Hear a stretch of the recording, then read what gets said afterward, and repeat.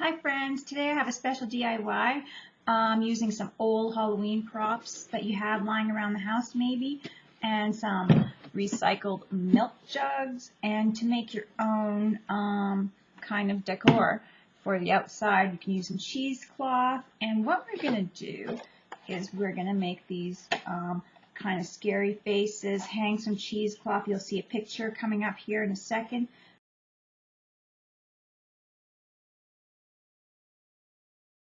And so the process I'm going through with you is going to be how to make these. So it's hard to see with the light, but I used the milk jug to create this. So if you have a skull lying around, a plastic one from wherever you picked up for Halloween, and you don't have like tons of them, you could recycle some milk jugs and then hang them from your eaves trough or whatever off your house with some hanging cheesecloth, make them like scary ghosts. Paint the eyes black, put glowing eyes in there, whatever. But we're going to get this started on how to make this part and then how I add the cheesecloth. We start off with a 4-liter milk jug, and then we take the sticker off. I cut it around, so I'm just going to continue cutting around the handle part.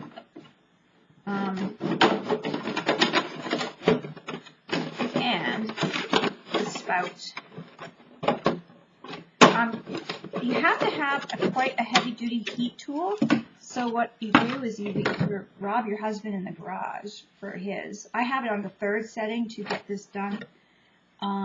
Also, you'll have to have a water bowl with a nice sponge in there for the hot plastic, and I will show you how that works. So the milk jug molds so perfectly to the skull, and as long as you don't overheat it, you just kind of let it clear a bit. You put the skull right into here like this, like a little helmet, and it fits in there pretty good. Can you see that? So then you could cut off the access in the bottom stuff here, and you could wait till later. You can cut it ahead of time, whatever you feel. So now I'm just going to show you guys how I do this. Let's see if I can get this done here. What I'm going to do is I'm just going to have it on my 3rd setting. And I'm going to get closer so you guys can see. Watching what I'm doing here. You don't want to go too much just because you don't want it melting the under piece of the plastic. But can you see how it's nice and clear? I hope I was in view of that. I'm trying to watch what I'm doing and make a video. So then you just push the cold water or just regular water with the sponge into the eye socket of the milk jug, or into the skeleton guy. So if you got one skeleton and you want to make a bunch of little ghost type of things or scary things, that's what you do. You recycle before you go to the store and buy a bunch of stuff that's going to end up one day in the landfill. Because, I mean, you're recycling and it's fun to do it. There we go. Isn't that cute? So I'm going to continue doing this really quickly, and then I will pop it off, and then I'll show you the next step. So I'm going to do fast through.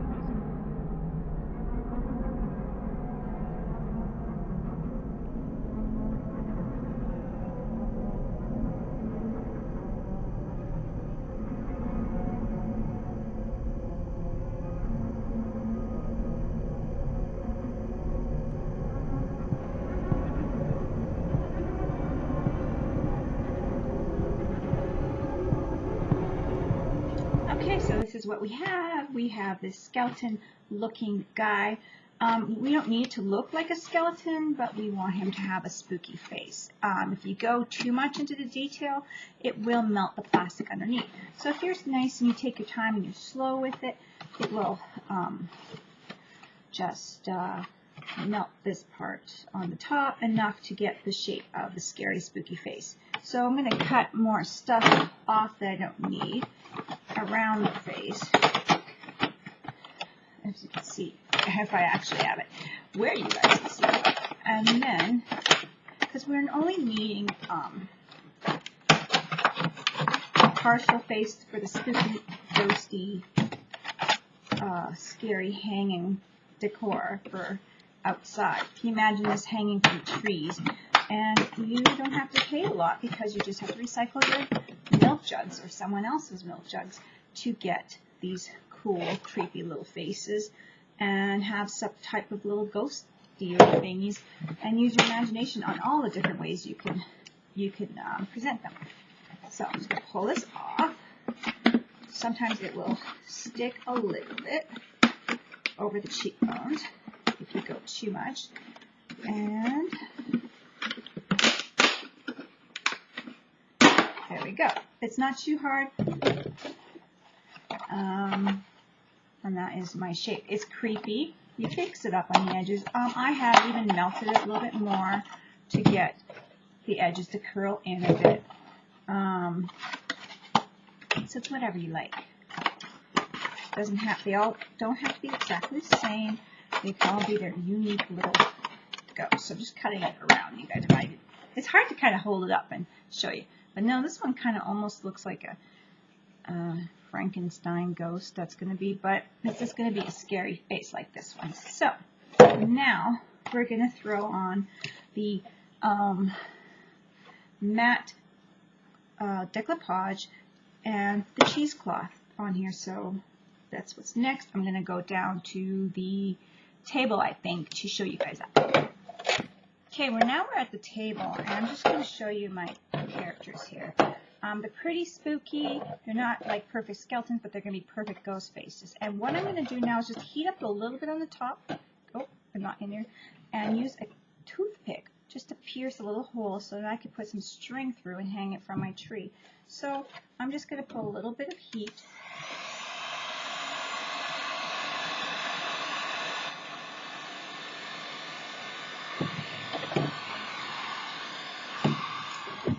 Just put it on this side. Put a little bit of heat on the top to do that.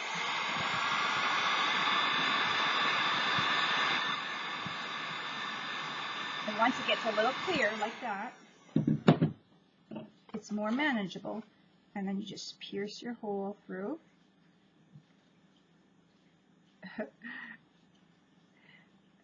Oh, that one's not piercing quite through. Pierce your hole through. Grab my sponge.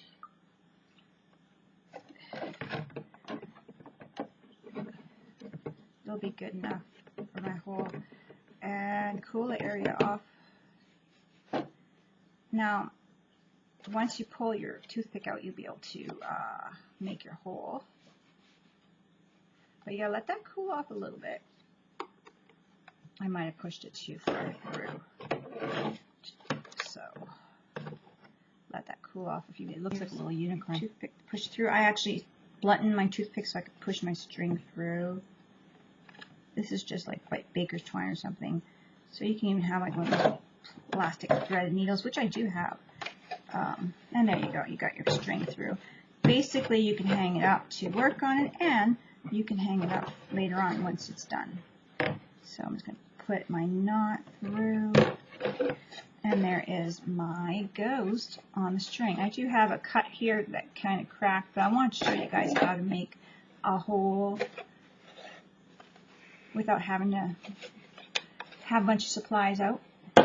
Anyways, now we've got the cheesecloth, we cut the length we want, and I'm just going to, so I cut my cheesecloth, and I was working on the table, but the angle is just terrible. So then we're just going to place it over, and then Mod Podge it, or decoupage it to the mask that we've made. So I am going to also have it hanging on a tripod here, and play with it on there. So I'm gonna do that. I'm gonna hang it up, and then I'll show you guys how it looks. To do this, look at how it looks on the video. And it's really hard because you can't see it on the video. Quick share. I have my regular heat tool plugged in too, and I'm just gonna dry some of the Mod Podge around the eyes so they sink in. And this is not gonna get too hot. You'll feel the heat if it's too hot for your hands behind there, but it's just enough to get the mesh or the cheesecloth stuff on there a bit more. And it's so hard to see because it's white and on camera it's just hard to see some things. Perhaps I should have stained it in blood, the cheesecloth. So now I'm trying to add just a little bit of color because out of the screenshot because it's so white and it's so boring and it's not really that spooky. So I'm gonna grab my butter. I'm using metallic. I'm using acrylic paint from DecoArts, and I'm using buttermilk to get that a little less pure white look. And I'm gonna use a little bit of the black as well as some red. So we'll see what we do. Don't know.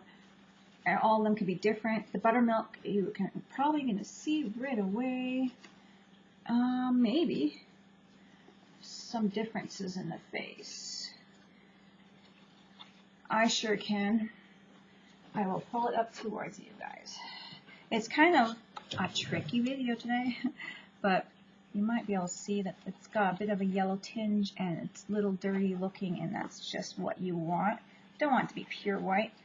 Add it all over throughout the cheesecloth, looking a little better. Or try turning on the light above me, see how that works. So I'm going to do that.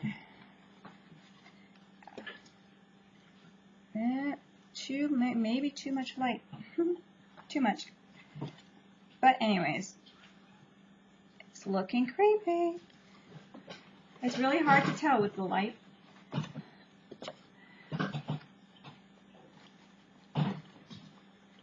In person, it looks just fabulous. If you can see that, how creepy that is. Now, these are just milk jugs, 25 cents if you bring them in, but, I mean, you can recycle them and, you know, there you go. Kind of a thing. Is there another paintbrush in there?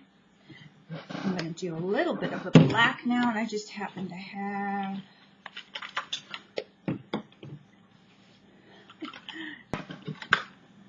So I'm going to put a little bit of black in his eyes. I'm not even waiting for the cream to dry because I'm going to mix it in and make it grayish. And a little bit in his nose area. It's something that you can actually be fine and messy with because it is Halloween spooky. It doesn't have to be beautiful. It has to be creepy. And there you go for that. Shading in bits of spots on his cheeks, and you're really going to see that outside. Remember that you need to have nice, dark, obvious lines, because outside it's going to be a little darker for them when they're trick-or-treating. It's going to be fun. And then we can stick some red in there and have way more fun with some blood. Let's see. Do I have enough water in there? Can make some red or whatever you want. I got some cream on here and it's not quite dry. Don't want it to look pink. I want it to look scary. Then I will put it right through. Look like a seam. And it's going to be really cool. You can make it as creepy. You can have green, slime, whatever, hanging from your tree. Or you can just keep it white and the dark eyes to make it really, really creepy. So I'm going to continue painting and playing with this one a bit. So what I'm doing now is just tearing a little piece and just making it look scruffy, tearing it, and it's going to look just more creepy hanging there. And I can even grab a little bit in the middle here and just stretch. The cheesecloth is so easy to play with and make it look creepy and stretched and ripped and old and disgusting that just spreading it in the center too helps creepify it. So just like this, just grabbing it and kind of just tearing a hole through it a little bit, stretching it, just making it look more worn. Now I'm liking this guy. I think I'm going to throw a little bit more white in there and call it done for this guy. It's kind of what it is. It's one of those days that it's one of those crafts that's kind of hard just to do on the table. So I had to kind of pull them up. And I'm going over again with the buttermilk, lighten up. You can do these inside too. It doesn't have to be an outdoor thing. It's going to be so cool if kids have to walk through a little haunted house or something like that with these things hanging. It'd be so cool. And with the leftover pieces of the milk jug, you can make a little whim, chime, bones, and all that kind of stuff and make creepy sounds. So if you're doing it inside, they'll be able to hear that and feel that. So that's pretty creepy, guys. What do you think? I like it. And you can even put little glow-in-the-dark eyes in there or whatever you want. I'm having fun with that. So that's my guy. Hi there. You're pretty creepy. Isn't that cute? So this is my creepy, ghostly guy. So, and now he's going to hang in front of my house. So I'm going to get a couple more done and hang along and creep out some kids. So what do you think? At the end of all the painting, I think I could just add some matte glue sealer from DecoArts, and just have them outside. I'm not going to leave them out too long, so I think it'll last pretty good. And that is my homemade DIY creepified ghost. So, recycle some milk jugs, friends, and I hope you have fun with it. Bye! Don't forget to craft like a duck. What do you think? Do you want to be outside? What do you think? You want to be a free spirit?